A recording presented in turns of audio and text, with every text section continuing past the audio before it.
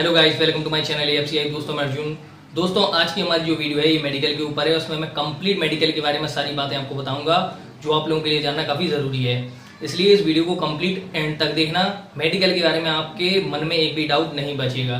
तो वीडियो को स्टार्ट करते हैं। स्टार्ट करने से पहले लेकिन छोटी सी रिक्वेस्ट है, प्लीज़ चैनल को सब्सक्राइब जरूर कर देना। तो बढ़ते हैं वीडियो की तरफ। गाइस सबसे पहले कुछ बातें याद रखो। आपका जो मेडिकल होता है उससे ही रिलेटेड आपको कुछ ऐसी बातें जो शायद कोई और नहीं बताएगा आपको। देखो, मेडिकल जो होता है आपका बैच वाइज बुलाया जाता है, यानी मुश्किल से 15 20 या 25 लड़कों के बैच के हिसाब से आप लोगों के मेडिकल चलते हैं। ठीक, इसके बाद अगली चीज कि जब आपका मेडिकल होता है, अगर बाई चांस किसी कैंडिडेट का मेडिकल छूट जाता है तो उसका आगे मेडिकल हो जाता है। जितने दिन मेडिकल चलता है उसके बीच में वो कभी भी जाकर अपना मेडिकल करा सकता है। अब मान लीजिए वो उस टाइम में भी मेडिकल नहीं करा पाया किसी वजह से, तो रेलवे कुछ टाइम बाद, लगभग 10 या 15 दिन बाद मेडिकल के फिर से एक और डेट देती है कि जो कैंडिडेट छूट जाते हैं वो वहां जाकर मेडिकल करा सकते हैं। तो एक तो ये चीज कि मेडिकल को लेके ये टेंशन अपने दिमाग में मत रखना कि जिस डेट में अगर उस डेट में छूट जाता है तो आगे नहीं होगा। ऐसा कुछ नहीं होता है, मेडिकल आपका जरूर होगा। अगली चीज, जो लोग सोचते हैं कि मेडिकल में अगर फेल हो जाए तो कोई और पोस्ट मिलेगी कि नहीं, एक चीज खुद सोचो, अगर आप मेडिकली अनफिट हो तो आपको कोई पोस्ट क्यों मिलेगी। अगर आप मेडिकल में फिट होते हैं तो आपको ग्रेड मिलते हैं। ठीक, जैसे कि ABC में मिलते हैं हमें ग्रेड, बिल्कुल इसी तरह अगर आप लोगों को मेडिकल में कोई ग्रेड नहीं मिलता है, मेडिकल से बाहर हो जाते हैं तो मतलब बाहर ही हो जाते हैं। मेडिकल से बाहर होने का मतलब है कि कंपटीशन से बाहर, जॉब से बाहर। ठीक, ये चीज दिमाग में रखिए अच्छे से। मेडिकल में अगर आपको कोई भी ग्रेड मिला है तो आपके चांस हैं कि आप आगे क्वालिफाई कर सकते हैं, लेकिन आपको ग्रेड नहीं मिला है, आप फेल हुए हैं, किसी टेस्ट में आप पास नहीं कर पाए हैं, तो ऐसी कंडीशन में आपको मेडिकल से बाहर कर दिया जाएगा। और मेडिकल जो होता है ये हमारी आखिरी स्टेज होती है। मेडिकल क्वालिफाई करने के बाद हमें सीधी ज्वाइनिंग मिलती है। ये चीज भी ध्यान रखिए, खासतौर पर रेलवे के बारे में बता रहा हूँ ये चीज। अब इसके बाद बात करते हैं कि मेडिकल के टेस्ट कैसे होते हैं। देखो, एक चीज़ अपने दिमाग में रखो सबसे पहले कि आपका जो मेडिकल होता है इसमें मेडिकल टेस्ट के कोई भी सीक्वेंस नहीं होते हैं कि पहले कौन सा टेस्ट होगा बाद में कौन सा होगा। कभी भी कोई भी टेस्ट लिया जा सकता है। ये डिपेंड करता है डॉक्टर के अवेलेबल होने पर। जिस चीज़ का डॉक्टर होगा वो आपका टेस्ट ले लेगा। ठीक, तो सबसे पहले बात करते हैं BP टेस्ट के बारे में। देखो, BP टेस्ट में सिंपल सी चीज़ है, आपका ब्लड प्रेशर टेस्ट होगा। अगर आप लोगों को जैसे मान लीजिए जिस डेट में आपका मेडिकल है, अगर आप तुरंत ही पहुँचे हैं, हो सकता है आपका ब्लड प्रेशर हाई हो सकता है लो हो। कई लोग नर्वस हो जाते हैं मेडिकल के टाइम पे। कई बार ऐसा होता है हमें टेंशन होती है किसी चीज़ की। तो एक चीज़ हमेशा याद रखो, जब भी मेडिकल देने जाओ एक दिन पहले ही जाना ताकि आप रिलैक्स हो बिल्कुल और ब्लड प्रेशर टेस्ट में आपको प्रॉब्लम ना हो। ठीक, तो BP हो गया। इसके बाद होता है आपका चेस्ट एक्सरे, जो कि सबसे ज़्यादा खास है। चेस्ट एक्सरे में क्या होता है कि आपकी चेस्ट बोन जो होती हैं उनमें चेक किया जाता है किसी प्रकार की कोई कमी तो नहीं है, कोई प्रॉब्लम तो नहीं है, इंजरी तो नहीं है। तो जिन लोगों की हड्डियां टूट जाती हैं या प्लेट डली हुई होती है चेस्ट में, उन्हें काफ़ी प्रॉब्लम होती है, उन्हें बाहर भी कर दिया जाता है मेडिकल में। इसके बाद अगला होता है आपका यूरिन टेस्ट, जो कि काफ़ी खास है। यूरिन टेस्ट में बाहर बहुत होते हैं कैंडिडेट। यूरिन टेस्ट में आपकी चेक होती हैं दो चीज़ें खास तौर पर, एक तो आपका अमोनिया का लेवल और दूसरा शुगर लेवल। अगर आपके शुगर लेवल में अगर हाई है शुगर लेवल तो आपको बाहर कर दिया जाएगा। इसमें सिंपल सा होता है कि आप लोगों को एक छोटी सी शीशी हॉस्पिटल में दी जाती है और उसमें आप लोगों को अपने यूरिन सैंपल ला के देना पड़ता है और लगभग 1 डेढ़ घंटे बाद इसकी रिपोर्ट आप लोगों को दे दी जाती है। और ये चीज़ ध्यान रखना जब भी आप मेडिकल देने जाओ, इसीलिए मैं कह रहा हूँ कि एक दिन पहले जाना। क्या होता है कि हम उल्टा सीधा खा पी लेते हैं, जिस वजह से यूरिन में कई ऐसी चीज़ें आ जाती हैं जो आपको बाहर भी करवा सकती हैं टेस्ट में। इसलिए जितना हो सके पानी पीते रहना तो ज़्यादा सही रहेगा। और हाँ, एक चीज़ पहले बता देता हूँ, यूरिन टेस्ट में कुछ लोग पूछेंगे कि पथरी से रिलेटेड भी क्या है टेस्ट। तो हाँ, कई जोन ऐसे हैं जिनमें पथरी को भी जांचा जाता है, खासतौर पे यूरिन टेस्ट के थ्रू पता चल जाता है, लेकिन सब जोन में ऐसा नहीं होता है। इसके बाद है ब्लड टेस्ट। ब्लड टेस्ट में सिर्फ नॉर्मल सा है, आपके ब्लड में कोई इन्फेक्शन है या नहीं ये चेक किया जाता है। और ब्लड टेस्ट भी जो होता है वो अधिकतर जोन में नहीं होता है, कुछ ही जोन में होता है। अब यहाँ पर आपका अगला इंपॉर्टेंट टेस्ट होता है आई टेस्ट। इसमें आपकी 4 चीज़ें होती हैं चेक, एक तो colour vision, distance, eye surgery और सी टेस्ट। सबसे पहले बात करते हैं कलर विजन के बारे में। कलर विजन में आपको सबको पता होगा वर्णांधता को हम बोलते हैं, जिसमें रंग पहचानने की क्षमता नहीं होती है। अब देखो, कलर विजन कई टाइप का होता है, जिन्हें पढ़ा होगा उन्हें मालूम होगा, सिर्फ लाल और हरे रंग से रिलेटेड नहीं होता है। लेकिन मोस्टली जो पेशेंट होते हैं वो सबसे ज़्यादा जो रोग होता है वो लाल और हरे रंग की पहचान ना करने वालों के लिए होता है। स्क्रीन पर जो इमेज आपको शो हो रही है ज़रूर बताना उसमें आपको कितना नंबर दिखाई दे रहा है। अगर आपका नंबर सही आपको दिखता है तो यानी आपका जो कलर विजन है वो ठीक है। अगली चीज़, ये जो कलर विजन सामने आपको जो इमेज दी गई है, जब वहाँ पर आपका कलर विजन टेस्ट होगा तो वहाँ पे एक बुकलेट होती है जिसमें ऐसे कई सारे नंबर होते हैं। तो डॉक्टर क्या करता है, जल्दी जल्दी उसके पेज पलटता है और आप लोगों को बोलता है कि बताइए इसमें क्या लिखा हुआ है, क्या नंबर है। तो इस चीज़ का ध्यान रखना, वहाँ पर काफ़ी पेशेंस के साथ कायदे से आराम से देख के बताना, कोई जल्दी नहीं होती वहाँ पर। डॉक्टर भले ही जल्दी जल्दी पेज पलटे, लेकिन आपको आराम से देख के बताना है, सही बताना है, ठीक। तो कलर विजन वाले कई लोग मुझसे पूछते हैं कि हम लोग के लिए कौन सी पोस्ट है और कौन सी पोस्ट हमें मिल सकती हैं, कौन सा मेडिकल ग्रेड हमें चाहिए होगा। तो जो आपके एनटीपीसी में मेडिकल ग्रेड हैं उनमें B2, C1 और C2 जो मेडिकल ग्रेड हैं, उनमें जो पोस्ट आएंगी उनमें से आपको किसी पर भी अपॉइंट किया जा सकता है, उसमें आपको चुना जा सकता है। लेकिन एक चीज़ याद रखिए, ये सिर्फ तभी होता है जब आपके मार्क्स काफ़ी अच्छे हों और आप जो कट ऑफ है उससे बहुत ऊपर हो, ठीक। ऐसा नहीं है कि आपके मार्क्स बिल्कुल पास से और आप सोचें कि आपका सिलेक्शन आराम से हो जाए, क्योंकि रेलवे हमेशा फिट कैंडिडेट को ढूंढती है। लेकिन अगर आपके मार्क्स अच्छे हैं तो आपको लिया जा सकता है, ठीक।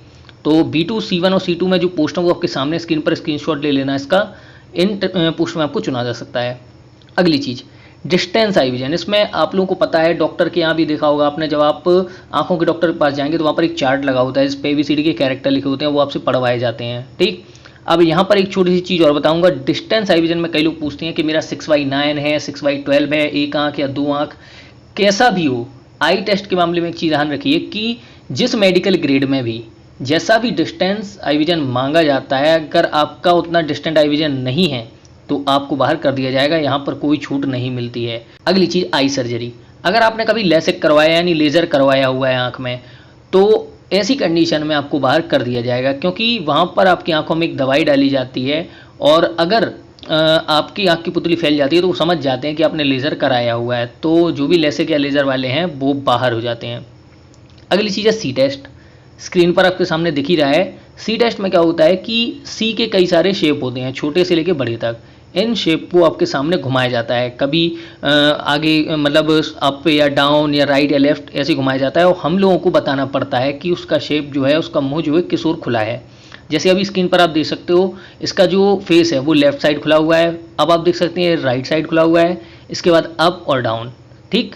अब इसमें ये नहीं है कि सिर्फ बड़े वाले सी से ही दिखाया जाएगा, छोटे वाले से भी दिखाया जा सकता है। और होता क्या है कि पहले आपकी एक आंख बंद की जाती है, फिर आपकी दूसरी आंख बंद की जाती है, और इसके अलावा नॉर्मली डॉक्टर क्या करता है, जब आपको बुलाता है तो वो सामने अखबार रखा रहता है, तो अखबार को थोड़ी दूरी से पढ़वाता है आपको कि आप ठीक से पढ़ सकते हो कि नहीं पढ़ सकते हो। इसके अलावा एक और जो आप लोगों ने कमेंट किए हुए हैं कि जो टेरिजियम वाले होते हैं इन लोगों को क्या प्रॉब्लम होती है। देखो, टेरिजियम से मतलब नहीं है, टेरिजियम होता है कि आपकी जो आँख की पुतली है उस पर ब्लड की तरह क्लॉट बन जाता है, एक फैल जाता है, आँख के बाद धब्बा बन जाता है, ठीक। तो अगर आपको दिखता है ठीक से तो आपको कोई प्रॉब्लम नहीं है, लेकिन अगर आपको नहीं दिखता है तो प्रॉब्लम होती है। और टेरिजियम जो होता है ये एज बढ़ने के साथ साथ फैलता जाता है और जो हमारी आंखों की देखने की क्षमता होती है वो कम होती जाती है। इसके बाद अगर आता है स्क्विंट आई, जिसे हम बहंगापन बोलते हैं। कई लोगों की आंखों में ऐसी प्रॉब्लम हो जाती है, यहाँ पर भी वही चीज़ है, अगर आपको ठीक से दिखाई देता है, आपके आई विजन क्लियर है, चाहे वो डिस्टेंट हो, और इसके अलावा कलर विजन वगैरह ये सब मापदंड अगर आप पास करते हो तो ऐसी कंडीशन में आपको पास कर दिया जाएगा, आपको बाहर नहीं किया जाएगा। अब यहाँ पर अगला टेस्ट जो कई लोग पूछते हैं कि ईयर टेस्ट। देखो, मैंने अभी तक नहीं देखा है कि किसी जोन में भी ईयर टेस्ट हुआ हो, लेकिन फिर भी बताना मेरा काम है कि हमारे कान में एक हेडफोन लगाया जाता है और उस हेडफोन में कई सारी आवाज़ें आती हैं एक साथ, और हमें किसी एक आवाज़ को पहचानने के लिए कहा जाता है। जैसे आप खुद सोचिए कि आप किसी भीड़ के इलाके में हो, वहाँ पर आपसे कोई कुछ बात कर रहा है, ऐसी कंडीशन में आपको कई सारी और भी आवाज़ें आ रही हो, तो आपको एक आवाज़ पर फोकस करना पड़ता है, ठीक। तो इसी तरह का ईयर टेस्ट होता है, लेकिन ये रेलवे में नहीं होता है। खैर, बताने का काम है, क्योंकि हो सकता है कभी आप किसी ऐसे एग्जाम को दें जहाँ पर ऐसा टेस्ट हो, तो ये चीज़ को ध्यान रखें। देखो, अगला होता है फिजिकल टेस्ट। इसमें क्या होता है कि आप लोगों को दो दो करके, तीन करके, या हो सकता है इकट्ठे सारे के सारे कैंडिडेट को एक साथ बुलाया जाए। होता क्या है कि सारे के सारे कैंडिडेट क्लॉथलेस होते हैं डॉक्टर के सामने, बिना कपड़ों के आप लोगों का जो बॉडी चेकअप है वो किया जाता है। आप लोगों के हाथ पैर में किसी तरह की कोई विकृति ना हो, किसी का कई बार होता है कि हाथ या पैर टेढ़े हो जाते हैं, इस तरह की प्रॉब्लम हो जाती है। हाथ और पैर में जैसे इंजरी हो कोई और वो छुपाई जा रही हो, जैसे आपकी बॉडी पर किसी तरह का धब्बा हो, और इसके अलावा आपके नोक नी को चेक किया जाता है, फ्लैट फुट को चेक किया जाता है। अब ये चीज़ मैं पहले ही बता देता हूँ कि नोकनी या फ्लैट फुट में किसी को बाहर नहीं किया जाता है रेलवे में। रेलवे में फ्लैट फुट को तो बिल्कुल ही नहीं किया जाता बाहर, लेकिन नोकनी वाले को बाहर तब किया जा सकता है जब मेडिकल करवाते टाइम डॉक्टर के पास सारे के सारे फिट कैंडिडेट हों और कोई एक ऐसा मिल जाए जो जिसे नोकनी की प्रॉब्लम हो। तो कॉमन सी बात है यार, डॉक्टर पहले फिट कैंडिडेट को उठाएगा और नोकनी वाले को बाहर कर देगा।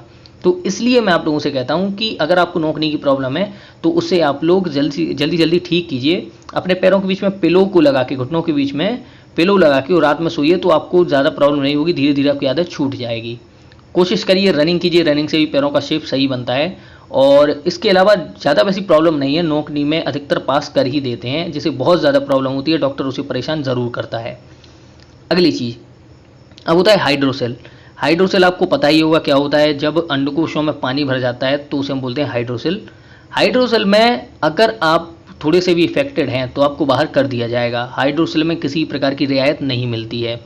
अब कुछ लोगों ने कमेंट में ये भी कहा है कि अगर वेरिकोसेल की प्रॉब्लम हो तो वेरिकोसेल में क्या होता है कि एक टेस्टिस छोटा हो जाता है, एक कोई बड़ा होता है। देखो अगर 19-20 का फर्क है तो कोई प्रॉब्लम नहीं होती है, लेकिन अगर ज़्यादा प्रॉब्लम है तो आप लोगों को मेडिकल में बाहर किया जा सकता है, क्योंकि डॉक्टर अनफिट मानते हैं। अब कुछ चीज़ें जो है जो आप लोगों ने पूछी हुई हैं कि हाइट और वेट जो होता है इसका कोई मतलब होता है रेलवे में, तो कोई फ़र्क नहीं पड़ता है आपकी हाइट कितनी भी हो, आपका वेट कितना भी हो। इसके अलावा कई लोगों ने पूछा है कि अगर टीथ कैविटी हो या फिर अगर दांत हो ना तो क्या प्रॉब्लम हो सकती है। देखो यार, दांत ना होने से कोई प्रॉब्लम नहीं होती है। इसके अलावा अगर आपके टीथ में कैविटी है तब भी आपसे कुछ यहाँ बाहर नहीं किया जाता है। ये दांत वाँत का चेकअप नहीं होता है रेलवे में। अगली चीज़ पाइल्स, कई लोगों ने पाइल्स का पूछा है। पाइल्स टेस्ट यहाँ पर नहीं होता है रेलवे में। इसके अलावा कई लोगों ने स्टैमरिंग के बारे में पूछा है, यानी हकलाना। तो देखो अगर आप नॉर्मली बोल लेते हो, बहुत ज़्यादा आपको प्रॉब्लम नहीं है तो आपको कोई दिक्कत नहीं होगी, आपको पास कर दिया जाएगा। लेकिन अगर आपको बहुत ज़्यादा प्रॉब्लम है तो हो सकता है डॉक्टर आपको परेशान करे। ठीक, कई लोग पूछते हैं कि हाथ की उंगली टेढ़ी है या टूटी हुई है, तो ऐसी केस में मैं हमेशा बोलता हूँ कि अगर आपको लिखने में परेशानी नहीं है, आप नॉर्मली वेट उठा सकते हो, तो आपको बाहर नहीं किया जाएगा, आपको पास कर दिया जाएगा। अगली चीज़, पैर की हड्डी के बारे में कई लोग पूछते हैं कि अगर पैर की हड्डी कभी टूटी हो, उसमें रॉड डली हुई हो और ऐसी कंडीशन में अगर हम लोगों को एग्ज़ाम दें तो क्या कोई प्रॉब्लम होती है। देखो आपके मेडिकल में अगर आपकी पैर की हड्डी टूटी हुई है लेकिन अगर आप चल फिर लेते हैं तो आपको कोई परेशानी नहीं होगी। ठीक, अब ऐसे केस में क्या होता है कि अगर आप रेलवे ग्रुप डी की बात करें तो कॉमन सी बात है, आप दौड़ने के बाद मेडिकल देने जाओगे, अगर आप दौड़ सकते हो रॉड लेके तो डॉक्टर आपको पास कर देगा। और वैसे भी पैर में चेकअप नहीं करता है वो। और इसके अलावा अगर आप एनटीपीसी में जा रहे हो तो भाई रनिंग तो होती ही नहीं है, तो मेडिकल में भी इतनी ज़्यादा प्रॉब्लम नहीं होगी, आपको सिर्फ चलना फिरना आना चाहिए। इसलिए पैर की हड्डी अगर टूटी भी है तो कोई प्रॉब्लम नहीं है, बस अगर आप चल ले रहे हैं तो आपको दिक्कत नहीं होगी। ठीक, तो गाइज नॉर्मली ये सारे टेस्ट हैं जो मुझसे आप लोगों ने पूछे भी हों। मैं भी इनमें से कुछ टेस्ट ऐसे था जो बार बार बताता था सबको, तो मैं यही कहूँगा सब लोग उस वीडियो को एंड तक देखना ताकि आप लोगों को सारे डाउट्स क्लियर हो जाएँ। अब गाइज इसके अलावा अगली चीज़ की बात करते हैं। कई लोगों को मन में अब ये डाउट ज़रूर आएगा सारी टेस्ट सुन के कि ये इतना हार्ड मेडिकल होता है। तो देखो बता देता हूँ, रेलवे का मेडिकल हार्ड नहीं होता है, रेलवे का मेडिकल काफ़ी सिंपल होता है। ठीक, नॉर्मल ये है कि अगर आप एक फिट हो कैंडिडेट हो, आपको नॉर्मल कोई भी प्रॉब्लम होगी तो डॉक्टर आपको पास कर देगा। लेकिन अगर आपको कोई मेजर प्रॉब्लम है तो ऐसी कंडीशन में ही रेलवे डॉक्टर जो होते हैं वो आपको बाहर कर देते हैं। ठीक, जैसे मेरे साथ एक कैंडिडेट गया था, उसको दवाई की वजह से किसी मेडिसिन से उसके होंठ के पास इन्फेक्शन हो गया था, वाइट धब्बा पड़ गया था। ऐसे में उसे बाहर नहीं किया गया था, उसने मेडिकल दिया था, क्वालिफाई भी हुआ था, एसएम भी है मेरे साथ। लेकिन एक कैंडिडेट को आई विजन में प्रॉब्लम थी, उसे बाहर कर दिया गया था।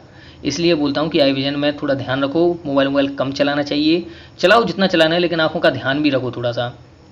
इसके अलावा एक चीज़ याद रखो, मेडिकल में हमेशा कि आपको 2 से 3 दिन लग सकते हैं, इसलिए कभी भी ये मत सोच के जाना कि जल्दी से जल्दी हो जाएगा मेडिकल। कोई ज़रूरी नहीं होता है कि आपका मेडिकल जल्दी हो। ठीक, और इसके अलावा डॉक्टर से जितना हो सके अच्छे से बिहेव करें। अगर बाई चांस ऐसा होता है कि आप डॉक्टर से बहस करते हैं तो डॉक्टर आपको छोटे से भी टेस्ट में बाहर कर देगा, क्योंकि भाई सबको खुन्नस हो जाती है। ठीक, और अपने ईगो पे डॉक्टर तो कोई चीज़ लेगा नहीं। तो हमेशा याद रखना, जब भी मेडिकल देने जाओ डॉक्टर से अच्छे से पोलाइटली बात करना, अच्छे से, तो आपका सारा काम हो जाता है। इसके अलावा अगर आपको किसी भी तरह की प्रॉब्लम है, अगर वो प्रॉब्लम ज़्यादा खतरनाक है या कोई भी जैसे आपको मिर्गी आने की प्रॉब्लम है, तो ऐसी चीज़ों को कभी छुपाना मत, ये चीज़ें डॉक्टर को बताना। देखो हो सकता है आज आप छुपा लो, कल आपकी नौकरी भी लग जाए, लेकिन अगर आपकी वजह से कभी कोई प्रॉब्लम हुई तो आप खुद को कभी माफ़ नहीं कर पाओगे। इसलिए इस चीज़ को लेके कभी भी लापरवाही मत करना, कभी भी किसी भी चीज़ का मेडिकल दो आप। इसके अलावा गाइस अगर आपको अब भी मेडिकल में कोई डाउट है तो आप कमेंट बॉक्स में कमेंट ज़रूर कीजिए।